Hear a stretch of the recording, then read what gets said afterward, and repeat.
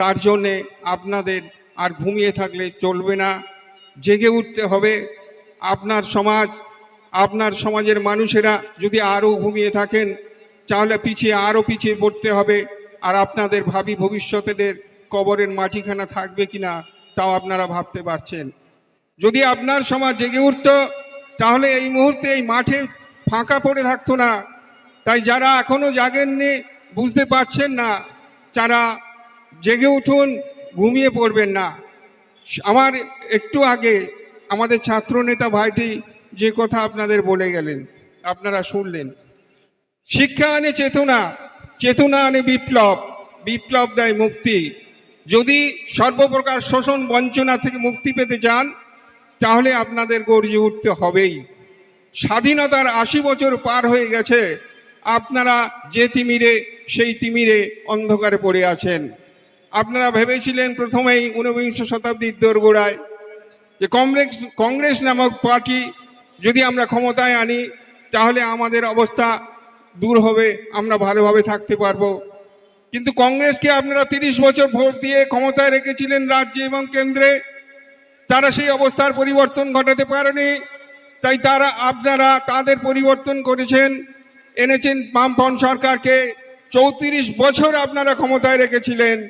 সাচার কমিটির রিপোর্ট যখন বেরোলো আপনাদের চক্ষু চড়ক গাছ হয়ে গেল যে এই সমাজ তথা ভারতবর্ষের যতগুলি কমিউনিটির মানুষ আছে তার মধ্যে মুসলিম সমাজ সবচেয়ে পিছনে পড়ে গেছে।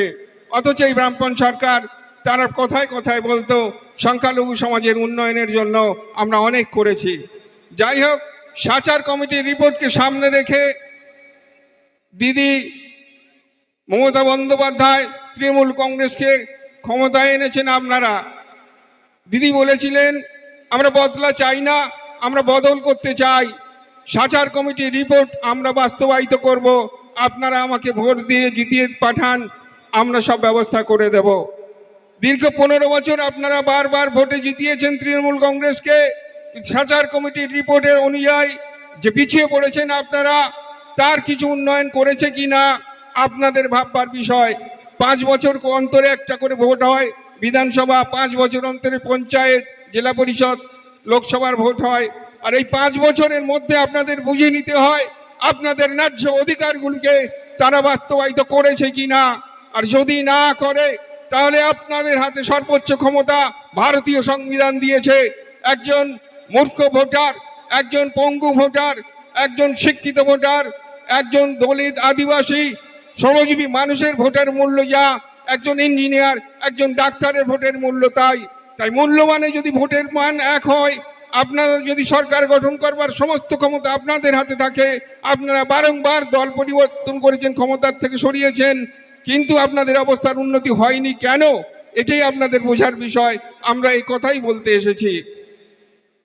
প্রত্যেকটা দলের মাথায় বসে আছে বর্ণ হিন্দু, ব্রাহ্মণ্যবাদ, যারা নিম্নবর্ণে থাকা ৮৫% মানুষের রক্ত রস শোষণ করে, তারা তাদের সমাজকে এগিয়ে নিয়ে চলেছে।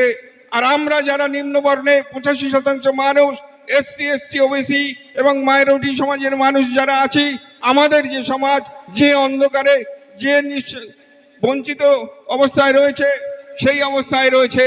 তাই আমরা এই অবস্থার পরিবর্তনের জন্য একটা নিম্নবর্ণের শক্তিশালী দল তৈরি করেছি, যে দলের মাথায় রয়েছে নিম্নবর্ণে থাকা সংখ্যালঘু সমাজের ভাইজান আব্বাস সিদ্দিকী এবং নওশাদ সিদ্দিকী। সহসা আর্যাবর্তের উর্বর মাটিতে একটা নতুন দল জন্ম নিয়েছে, একটা নতুন নেতাও জন্ম নিয়েছে। একটা নতুন দলের নাম আইএসএফ, অর্থাৎ ইন্ডিয়ান সেকুলার ফ্রন্ট। নতুন নেতা নওশাদ সিদ্দিকী। আপনারা মনে রাখবেন, যে জাতির নিজস্ব রাজা থাকে না সে জাতি কখনো তাজা হয়ে উঠতে পারে না। তাই আপনারা আপনার সমাজকে যদি তাজা করতে চান, আপনাদের ভাবি ভবিষ্যৎ বংশধরদের যদি উচ্চশিক্ষায় শিক্ষিত করার পরও চাকরি না পাওয়া যায়, তাহলে সেই চাকরি যদি পেতে চান তাহলে আপনি আপনার সমাজের রাজা বানান। যে বাঘের বাচ্চা আসছে, ওই সামনে আসছে, গিয়ে এক্ষুনি মঞ্চে উঠবেন আর তার রক্ত ঝরানো কথা আপনারা শুনে যাবেন। অনেক রক্ত দিয়ে ভারতবর্ষের স্বাধীনতা এনেছে আপনার পূর্বপুরুষেরা। দিল্লির ইন্ডিয়া গেটে 92,665 জন মানুষের রক্ত নাম লেখা আছে আমার মুসলমান ভাই নেতারা, যারা রক্ত দিয়ে স্বাধীনতা এনেছে। স্বাধীনতার 80 বছর পর আমরা যদি সেই অবস্থায় থাকি, তাহলে আমাদের কি করণীয়? আমরা আজ রাজনৈতিকভাবে স্বাধীন, কিন্তু অর্থনৈতিক এবং সামাজিক ক্ষেত্রে আমরা পরাধীন। অর্থনৈতিক অসাম্য এবং সামাজিক বৈষম্যের বিরুদ্ধে আমাদের বিদ্রোহ। আর এই বিদ্রোহ করতে গিয়ে ক্ষমতাসীন দলের মাথায় যারা বসে আছে, রাজ্য তথা রাষ্ট্র যারা চালাচ্ছে, তারা আমাদের নিম্নবর্ণের মানুষের উপর যে পৈশাচিক অত্যাচার, ভয় দেখাচ্ছে, আমরা সে ভয়ে ভীত হয়ে না যাই, দুর্বল হয়ে না পড়ি। ভয় নামক দুর্বলতার বিরুদ্ধে আমাদের যুদ্ধ করতে হবে। সর্বপ্রথম বীর হতে হবে, সাহসী হতে হবে। ওই ভয় নামক দুর্বলতার বিরুদ্ধে রুখে দাঁড়াতে হবে। পাপের জ্বলন্ত প্রতিমূর্তি ওই দুর্বলতা, তারাও যত শীঘ্র পারো ওই রক্ত শোষণকারী অবসাদ উৎপাদক ভ্যাম্পায়ারকে স্মরণ করো। তুমি শক্তির নয়, স্মরণ করো তুমি রাজার সন্তান, তোমার রাজত্ব হারিয়ে গেছে। তাই হৃদকে পুনরুদ্ধারের জন্য আপনাদের গণতান্ত্রিক পদ্ধতিতে জনগণতান্ত্রিক বিপ্লবের মাধ্যমে রাষ্ট্র শক্তি দখল করবার সময় এসেছে।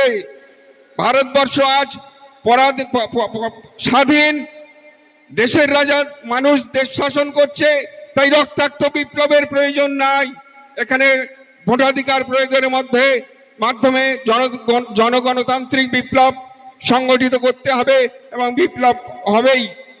বাবা সাহেব আম্বেদকর যিনি সংবিধান লিখেছেন, তিনি বলে গেছেন, আজ নয় কাল তোমরা এই দেশের শাসক হবে, কারণ তোমরা সংখ্যায় অধিক। অধিক মানে কত অধিক?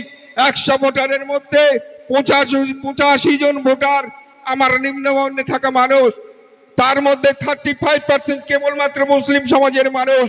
তাহলে 100 দিয়ে আমি বোঝানোর চেষ্টা করছি, যদি 100 ভোটার সারা ভারতবর্ষে মোট হয়, তাহলে 85টা ভোট আমাদের নিম্নবর্ণের, আর 15% ভোট ওই বর্ণ হিন্দু উচ্চ বর্ণের, যারা ক্ষমতায় বসে ক্ষমতার শীর্ষে থেকে ক্রিম লেয়ারটা ভোগ করে, যারা মন্ত্রী মিনিস্টারের বড় বড় পদগুলো নিয়ে থাকে, যারা অফিস আদালতে বড় বড় পদগুলো নিয়ে আছে, সেই 15% মানুষ। তাহলে ভোটের দিক দিয়ে 100 ভোটের মধ্যে 85 জন নিম্নবর্ণের ভোটার আর 15 জন উচ্চ বর্ণের ভোটার। আর যে ট্যাক্সের টাকায় দেশ চলে, যদি 100 টাকা যদি সারা ভারতবর্ষে ট্যাক্স ওঠে, ধরুন 85 টাকা আমাদের নিম্নবর্ণের, 15 টাকা উচ্চ বর্ণের। তাহলে আমার ভোটে রাজা হচ্ছে, আমরা রাজা বানাচ্ছি তাদের, আর আমাদের টাকায় তারা দেশ চালাচ্ছে। আমরা তাদের সামনে কথা বলতে ভয় পাই, আমরা বিডিও অফিসে যেতে ভয় পাই, বিভিন্ন অফিস আদালতে গিয়ে আমাদের অধিকার বুঝে নেওয়ার জন্য ভয় পাই কথা বলতে। সেজন্য আমি বলেছি, ওই ভয় নামক দুর্বলতার বিরুদ্ধে সর্বপ্রথম আমাদের যুদ্ধ করতে হবে। পাপের জ্বলন্ত প্রতিমূর্তি ওই দুর্বলতা, তারাও যত শীঘ্র পারো ওই রক্ত শোষণকারী অবসাদ উৎপাদক ভ্যাম্পায়ারকে স্মরণ করো। তোমরা শক্তির তো নয়, স্মরণ করো তোমরা নবাবের বংশধর।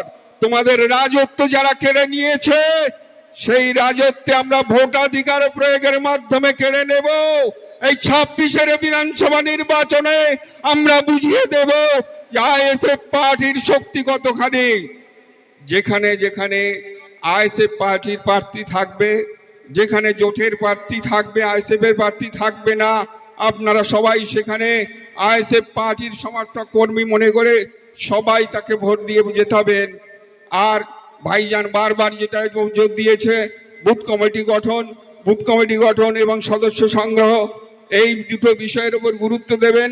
যদি আমাদের বুথ কমিটি কমপ্লিট থাকে, তাহলে ভোটের দিনে আমরা লড়াই করতে পারবো এবং আমাদের ভোটারগুলোকে ভোট বাক্সে ফেলতে পারবো। আমাদের জয় অবশ্যম্ভাবী।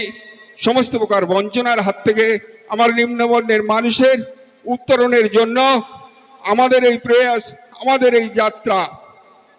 আমি এই বলে সকলকে সংগ্রামী অভিনন্দন জানিয়ে আমার বক্তব্য শেষ করছি, কারণ ভাইজান বাঘের বাচ্চা এসে গেছে।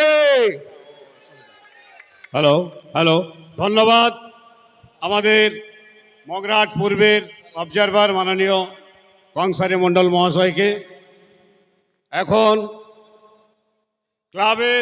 ক্লাবের সামনে যে সমস্ত গাড়িওয়ালা ভাইরা গাড়ি রেখেছেন, দয়া করে আর কিছুক্ষণের মধ্যে আমাদের ভাইজান এসে যাবে। আপনারা যদি ওইভাবে গাড়ি রাখেন তাহলে কিন্তু আমাদেরকে কিন্তু অনেক কথা শুনতে হবে।